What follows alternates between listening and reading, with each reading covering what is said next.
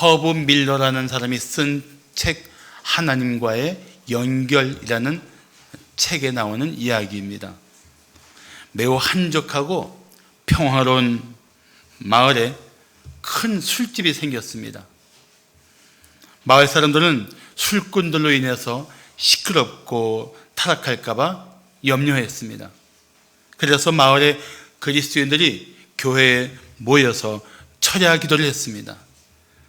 그런데 그 중에 좀 과격한 교인들이 모여서 그 술집이 불이 나게 해달라고 기도했습니다. 그런데 얼마 후 정말 술집에 불이 나서 전부 타버렸습니다. 술집 주인은 교인들이 기도한 사실을 알고 교회를 고소했습니다. 교인들이 기도 때문에 술집이 불이 났다고 법정에서 손해배상을 요구했습니다. 그러자 교인들은 기도한 것은 맞지만 설마 기도 때문에 불이 났겠느냐고 막 고소했습니다. 한참 동안 양쪽의 얘기를 다 듣던 재판장이 이렇게 판결을 내렸습니다. 이 사안에 대하여 지금 명확하게 판결을 내리기는 어렵습니다. 그러나 분명한 사실은 술집 주인은 기도의 능력을 믿고 교인들은 기도의 능력을 믿지 않는다는 사실입니다. 참, 주여. 신앙생활을 하면서 정말 의심에 빠질 수 있어요. 그 자체가 문제는 아닙니다. 의심을 나쁘게만 생각하지 마십시오. 어떤 사람에게 의심은 진실을 찾아가는 순례의 과정이 됩니다. 그러니까 그 진실을 밝히고 싶은 그런 마음, 긍정적인 마음에서 의심은 그런 역할을 합니다. 그렇지만 의심을 극복하지 못하면 믿음에서 떨어지게 됩니다. 그래서 히브리서 3장 12절은 말씀하기를 형제들아 너희는 삼가 너희 중에 누가 믿지 아니하는 악한 마음을 품고 살아계신 하나님에게서 떨어질까 조심하라고 말씀합니다. 믿지 않는 마음을 성경은 악한 마음이다 라고 말씀하고 있습니다. 너희가 그 믿지 않는 마음 가지고 어떻게 하나님께 가까이 갈 수 있겠느냐라고 말씀하시는 것입니다. 우리는 어떤 의심일지라도 극복할 필요가 있습니다. 그래야 의심의 강을 건너 굳건한 믿음의 땅에 도달하게 될 것입니다. 자, 의심을 극복하려면 어떻게 해야 할까요? 첫째, 공동체를 통해 진리를 깨달아야 합니다. 공동체를 통해. 저는 공동체라고 말씀드린 이유가 교회를 통해 또는 우리 안에 목장교회라는 이 소그룹을 통해서 진리를 깨닫게 되면 마침내 의심을 극복하게 될 거라고 믿습니다. 어거스틴은 악은 선의 결핍이라고 말했습니다. 저는 이렇게 말하고 싶습니다. 의심은 믿음의 결핍이다.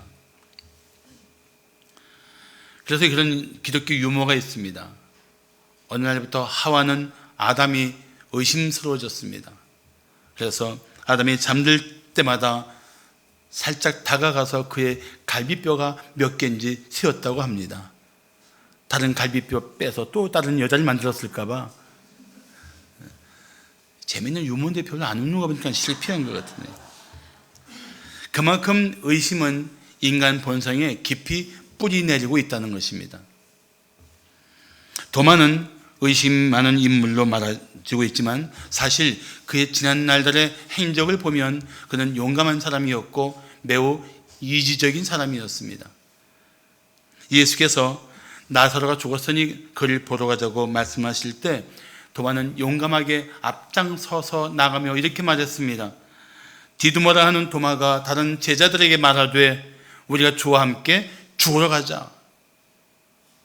위험한 길이었지만 죽을 수도 있는 위험성 있는 길이었지만 주님이 가신다니까 가겠다고 말할 정도로 그는 용감한 사람이었습니다.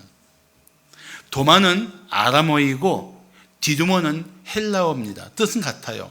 쌍둥이란 뜻입니다. 뜻이 뭐라고요? 쌍둥이. 누랑 쌍둥이인지 모르지만 아마 그냥 쌍둥이의 한 명이었을 겁니다. 주와 함께 죽으러 가자. 그것은 주님을 따르다가 죽을지라도 주님과 함께 가겠다는 그런 결단입니다. 이 용감한 사람이죠.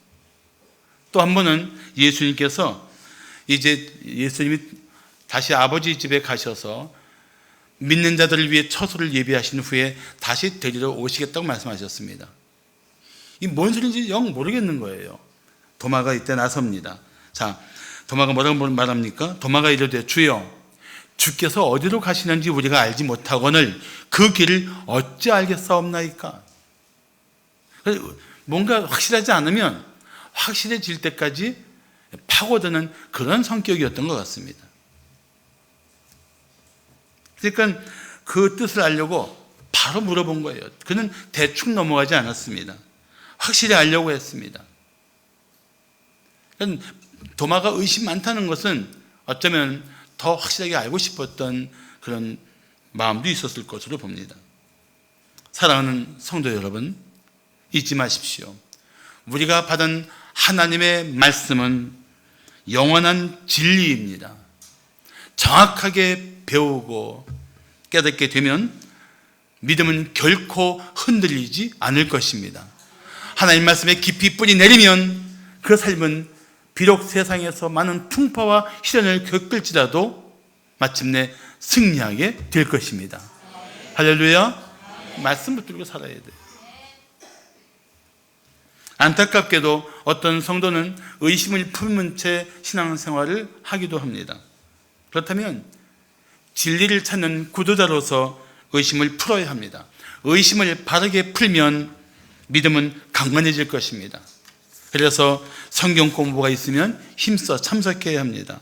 알고 싶은 성경의 진리가 있다면 성숙한 성도에게 물어야 합니다. 필요하면 언제든지 목사에게도 물어도 좋습니다. 그뿐 아니라 성도의 교제를 통해서도 진리를 더 깊이 이해하기를 힘써야 합니다. 생각해 보십시오. 처음에 유대인들이 두려워서 다락방에 문 꼭꼭 걸어 잠그고 있던 그 제자들에게 갑자기 나타나신 예수님이 그 제자들과 함께 있을 때 도마는 그 자리에 없었습니다. 24절을 보시면 12제자 중에 하나로서 디두모라 불리는 도마는 예수께서 오셨을 때에 함께 있지 않았다고 말씀하고 있습니다. 도마는 홀로 있었습니다. 예수님의 죽으심에 대해서 그는 낙심했을지 모릅니다. 혼자 생각에 빠져서 이제는 끝났다고 생각했을지 모릅니다. 신앙생활도 사실은 공동체가 필요한 이유가 홀로 신앙생활을 하면서 홀로 믿음이 성장하기는 쉽지 않습니다. 오히려 침체하기 쉽고 자기 홀로 있으면서 믿음이 더 약해지기 쉽습니다. 특히 목장교회는 진리를 나누고 진리를 따라 살도록 서로 격려하는 그런 진리의 공동체입니다. 그래서 히브리서 10장 24절부터 25절 말씀하기를 서로 돌아보아 사랑과 선행을 격려하며 모이기를 패하는 어떤 사람들의 습관과 같이 하지 말고 오직 권하여 그날이 예수님 다시 오실 날이 가까울수록 더욱 그리하자, 더욱 모이기를 힘쓰자고 말씀하고 있는 것입니다. 왜 교회에 나와야 되는가? 왜 교회 안에서 성도 간에 사랑의 교제를 나눠야 되는가? 그것은 자신의 연약한 믿음을 수술이고 의심할 수 있던 상황들을 극복하면서 견고한 믿음으로 서로 세워줄 수 있기 때문입니다.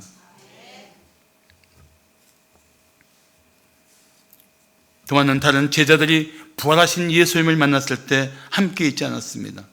의심에 깊이 빠진 채 혼자 있었던 것입니다.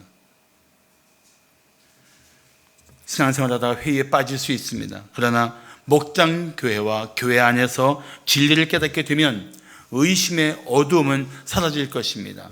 확신의 빛이 마음을 비춰줄 것입니다. 자, 의심을 극복하려면 어떻게 해야 할까요? 둘째, 성도의 증언을 통해 진리를 받아들여야 합니다. 성도들을 통해서 하나님이 말씀하시고 있다는 것입니다. 성도를 통해서도 하나님이 말씀하신다. 1961년 4월 12일 구소련의 우주비행사 유리 가가린은 인구 최초로 지구 궤도를 도는 우주 비행을 했습니다. 그때 가가린은 우주 공간에서 창밖을 보며 이렇게 말했습니다. 나는 어디서도 하나님을 보지 못했다. 당연하지요.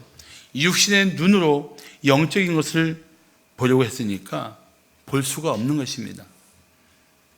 그렇지만 하나님은 성숙한 성도를 통해 의심을 극복하게 하십니다.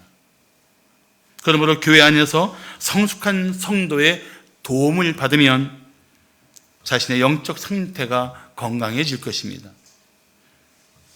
의심하던 일도 해결되고 이해할 수 없던 일들도 이해하게 될 것입니다. 오늘 본문 25절을 보시면 다른 제자들이 도마에게 이르되 우리가 주를 보았노라 하니 도마가 이르되 내가 그의 손에 못 자국을 보며 내 손가락을 그 못 자국에 넣으며 내 손을 그 옆구리에 넣어보지 않고는 믿지 아니하겠노라고 합니다. 자, 이 말씀은 잘 보세요. 맨 위에 제자들이 우리가 주를 보았노라 하는 것은 계속해서 말하는 거예요. 계속해서. 우리가 다락방에 있을 때 우리 가운데 갑자기 나타나신 부활하신 예수님 봤어. 나도 보았어. 나도 보았어. 그 10명의 제자들이 다 보았다고 계속해서 말하는 장면이에요. 베드로가 말합니다. 나 봤어. 요한, 너도 봤지? 봤어. 다 봤다고 얘기하는 거예요. 그런데 맨 끝에 도마가 한 말은, 믿지 않겠다는 말은 원어로 보면 이런 뜻입니다. 아이, 너희들이 무슨 말을 하든 난 못 믿겠어. 그 손에 못자국을 내가 보고 손가락 넣어보고 옆구리에 내 손 넣어보고 확인하기 전까지 나는 절대 믿지 않겠어. 이런 뜻이에요. 이 말씀의 원어는 그런 뜻을 가지고 있습니다. 난 절대 믿지 않겠어. 사실 이 10명의 제자들은 얼마나 확실한 증인들입니까? 도마와 함께 예수님 따라서 3년 동안을 모든 것을 바쳐 함께 했던 믿음의 친구들 아닙니까? 이만한 증인들이 어디 있어요? 그런데 그 증인들의 말을 그는 믿지 않았습니다. 정말 어떻게 생각하면 다른 제자들에게 도마의 반응은 뜻밖이었을 겁니다. 너희들이 무슨 말 해도 난 믿지 않을 거야.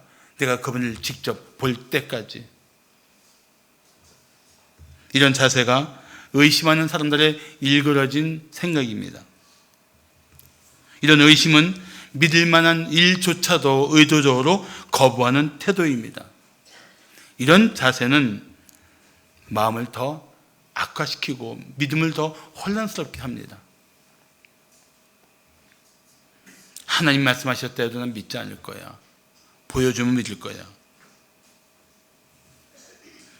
믿을 만한 사람을 믿지 못하고 자기의 경험, 자기의 생각만 의지하는 것은 스스로 자신의 삶을 묶어두는 한계가 있는 삶을 살게 됩니다. 나 외에는 누구도 믿을 수 없어. 이것은 사실은 의심을 지나 매우 고집스러운 어리석은 태도인 것입니다. 파나마의 산플라스족은 불신을 이렇게 설명합니다. 의심을 그 속에 가지고 있다. 의심이 그 속에 있으니 믿을 수 있겠느냐 이런 뜻입니다. 그래서 믿지 못하는 것은 사실 믿음이 부족한 것도 있지만 의심이 강하면 믿기 힘듭니다.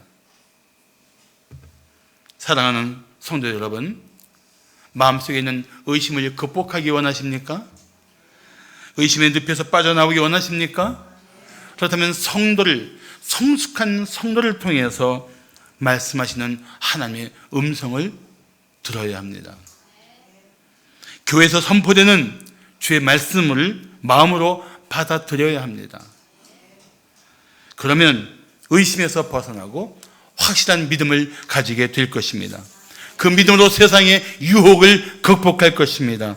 그 믿음으로 사탄의 미혹을 이겨낼 것입니다. 그 믿음을 가져야 돼요. 마지막으로 의심을 극복하려면 어떻게 해야 할까요? 셋째, 성경의 진리를 통해 주님을 만나야 합니다. 전에 어느 미국 선교사님이 오셔서 오래전인데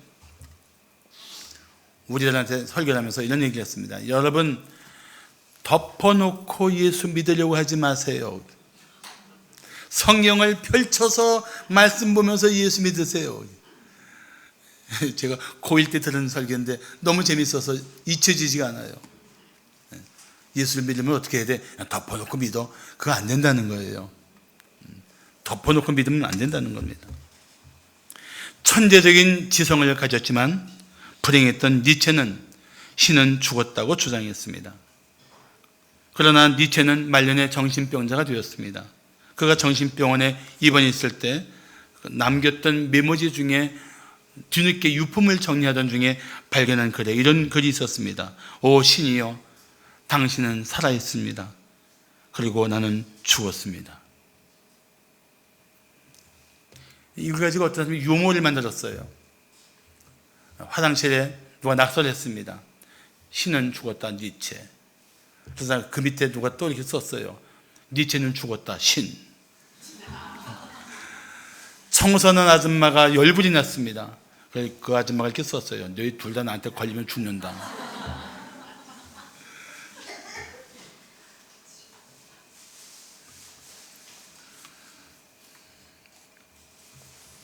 고린도전서 2장 14절을 보시면 육에 속한 사람은 하나님의 성령의 일들을 받지 아니하나니 이는 그 이유는 그것들이 하나님의 성령의 일들이 육에 속한 사람에게는 어리석게 보임이요 또 그는 육에 속한 사람은 그것들을 하나님의 성령의 일들을 알 수 없나니 그러한 일은 영적으로 분별되기 때문이라고 말씀합니다.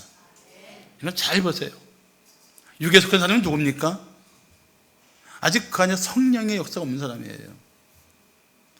그런 사람은 하나님의 성령의 일들을 어리석게 봅니다. 말이 안 돼. 그럴 수가 있어? 전 믿을 수 없어. 또 그걸 알 수도 없어요. 그거는 영적으로만 분별될 수 있기 때문에 그렇습니다. 내가 지금 아직 육에 속해서 하나님의 일들을 받지 못하는 것이지 하나님의 일들이 잘못된 것은 하나도 없어요. 완전하며 놀랍고 영광스러운 일들인 것입니다. 예수님을 믿게 되면 이거는 부정할 수 없는 사실인데 믿음이 없으니까 자꾸 의심합니다. 어떤 사람이 이렇게 얘기했어요. 내가 예수 믿기 전에는 성경을 보면서 이걸 어떻게 믿을 수 있어? 그랬다는 겁니다. 예수 믿고 나니까 읽을 때마다 이 사실을 어떻게 믿지 않을 수 있어? 그런 마음이 생기달라는 거예요. 자, 여러분은 지금 이걸 어떻게 믿을 수 있어? 단계입니까? 이걸 어떻게 믿지 않을 수 있어? 단계입니까? 이 배경음악 나올 때 대답해 보세요.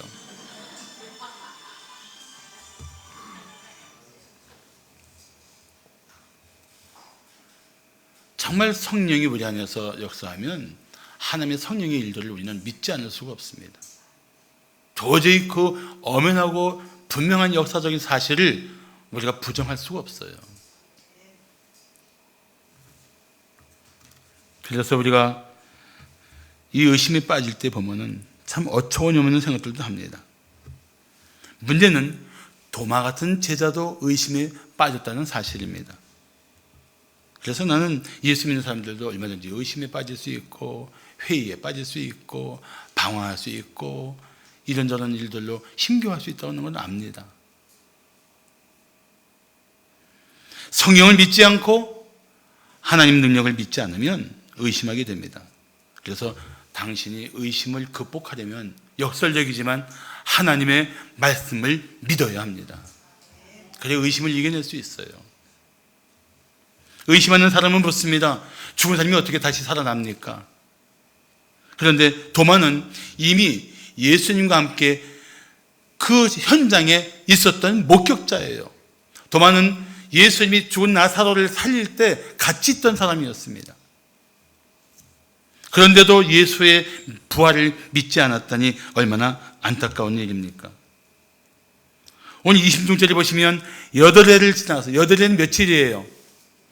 8일을 지나서 제자들이 다시 집안에 있을 때 도마도 함께 있고, 마침 함께 있었어요. 아니, 함께 있을 때 주님이 찾아오셨어요. 문들이 닫혔는데 예수께서 오사 가운데 서서 이르시되 너희에게 평강이 있을지어다. 샬롬.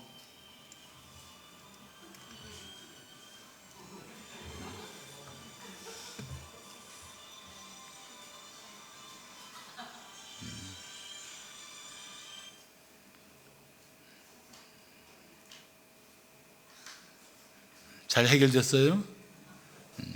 그래도 샬롬이에요. 샬롬. 샬롬. 평안하냐. 샬롬. 그리고 도마에게 말씀하십니다. 27절 보십시오. 도마에게 이르시되 네 손가락을 이리 내밀어 내 손을 보고 네 손을 내밀어 내 옆구리를 넣어보라. 그리하여 믿음 없는 자가 되지 말고 믿는 자가 되라. 도마는 깜짝 놀랐을 거예요. 8일 전에 얘기했는데, 그때 예수님 안 계실 때 얘기했는데 마치 곁에서 듣고 계셨던 것처럼 말씀하시는 거예요. 다른 제자가 예수님께 일러바쳤을까요? 예수님 도마가 말이죠, 이따위 소리를 했어요. 나는 그렇게 생각 안 합니다. 아무도 예수님께 일르지 않았어요. 그렇지만 예수님은 그것을 듣고 계셨고 보고 계셨고 알고 계셨습니다.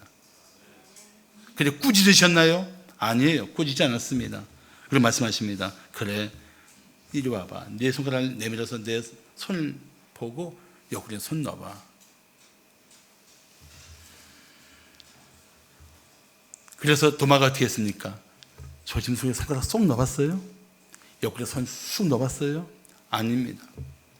자기 앞에 선명한 못자국이 있는 손을 펼쳐 보이신 주님, 옆구리에 창에 찔린 자국을 있는 그대로 보여주신 주님, 그렇지만 지금 자신 앞에 생존해 계신 살아계신 주님 앞에 그는 할 말을 잃었습니다. 할 수 있는 말은 오직 하나밖에 없었습니다. 그는 그 말을 했습니다. 뭐라 했어요? 나의 주이십니다. 나의 하나님이십니다. 할렐루야. 살아계신 예수님을 인격적으로 만난 순간 그는 더 이상 부정할 수 없는 주님, 부활하신 주님 앞에 고백했습니다. 나의 주님이십니다. 나의 하나님이십니다. 예수를 인격적으로 만나면 그 예수님 앞에 그렇게 고백하지 않을 수가 없어요.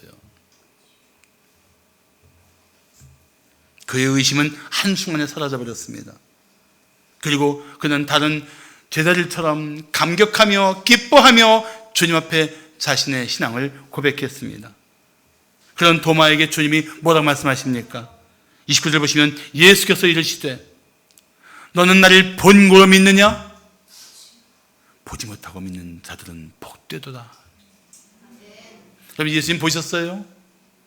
그래서 보지 못한 그분을 살아계신 줄로 믿습니까? 할렐루야. 이게 복된 거예요. 이게 복된 거예요. 친히 뵙지 못했지만 본 것 이상으로 그분의 살아계심을 알고 그분과 인격적인 관계를 누리며 그분과 사랑에 동행할 수 있는 이 믿음이 가능한 것, 이게 복된 일인 줄을 믿으시기 바랍니다. 할렐루야.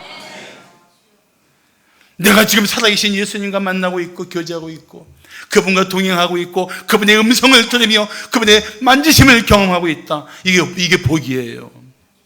이게 은혜입니다.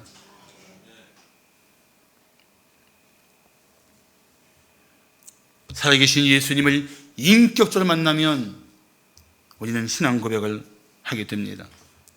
주님을 사랑하게 됩니다. 그래서 베드로전서 1장 8절을 말씀하기를 예수를 너희가 보지 못하였으나 사랑하는도다. 이제도 보지 못하나 믿고 말할 수 없는 영광스러운 즐거움으로 기뻐하니. 뵙지 못했는데 믿음으로 그분을 내 삶에 영접한 순간, 내 마음에 그분을 받아들인 순간 실제하시는 그분을 사랑하게 되고 그분을 기뻐하게 되는 이 고백이 가능하다는 것입니다. 그러면 묻습니다. 당신은 살아계신 예수님을 인격적으로 만나셨습니까? 할렐루야. 만나야 돼요. 만나야 돼요. 꼭 만나시기를 축복합니다. 하나 더 묻습니다. 그 살아계신 주님 앞에 주님은 나의 주님이시요 하나님이라고 고백하셨습니까? 아멘. 해야 돼요. 우리 교회에 나와서 신앙생활하는 동안 예수를 인격적으로 만나고 그분을 향하여 진정한 신앙 고백을 할 수 있기를 살아계신 예수의 이름으로 축복합니다.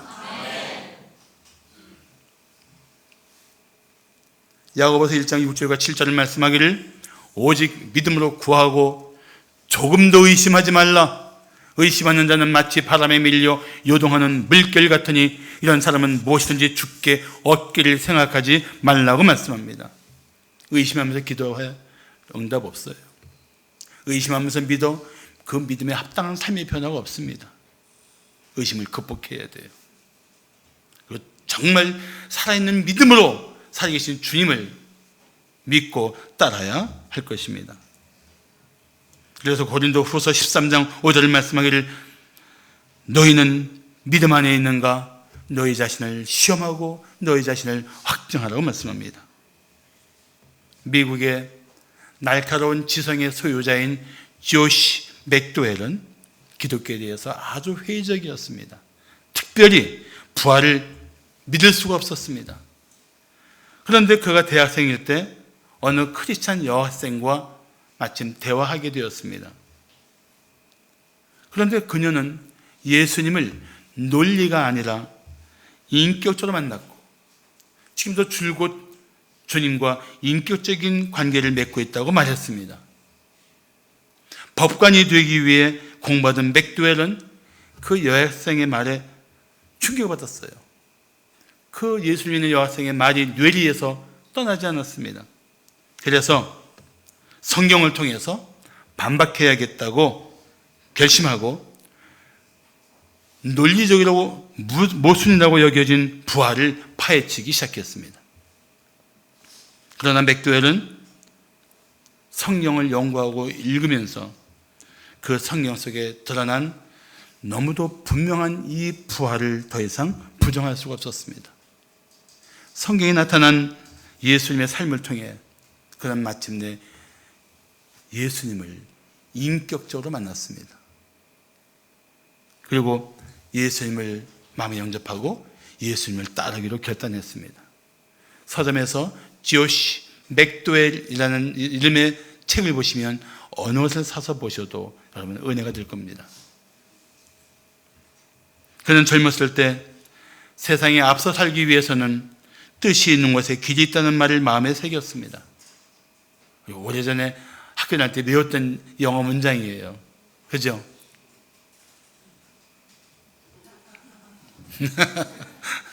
Where is your will, there is your way. 뜻이 있는 곳에 길이 있다. 그런데 그는 예수를 믿고 난 다음에, 믿게 된 다음에, 믿은 후에 이 말씀을 이렇게 바꿨습니다. 만약 그 뜻이 하나님의 뜻이라면 뜻이 있는 곳에 길이 있다. 전에는 자신의 의지로 살아갈 생각했습니다. 그런데 이제는 자신의 뜻, 자신의 의지가 아니라 하나님의 뜻이라면 그 뜻이 있는 곳에 길이 있다는 확신을 가지고 살게 된 것입니다. 삶이 완전히 바뀐 거예요. 자기 중심에서 예수님 중심으로 바뀐 것입니다. 할렐루야.